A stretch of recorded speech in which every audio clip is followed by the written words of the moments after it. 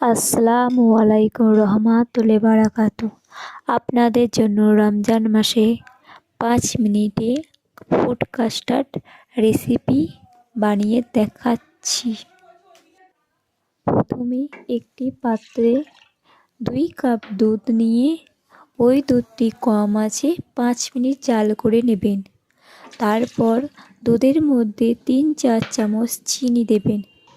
তারপর একটি পাত্রে অল্প দুধ নিয়ে 4 চামচ কাস্টার্ড পাউডার মিক্স করে নেবেন।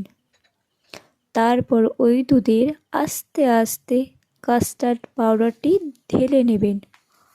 ঢালার পর অনবরত নাড়তেই থাকবেন যেন না দলা পাকিয়ে যায়।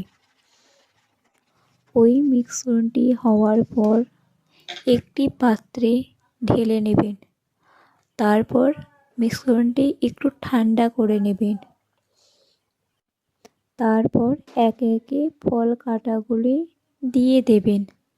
তারপর সব ফলগুলি ভালো করে মিক্স করে নেবেন। মিক্স করা হয়ে গেলে আপনাদের কাছে 5 মিনিটের ফুড কাস্টার্ড রেসিপি হয়ে যাবে। বাড়িতে বসে বানিয়ে নিন 5 মিনিটের ফুড কাস্টার্ড পাউডার।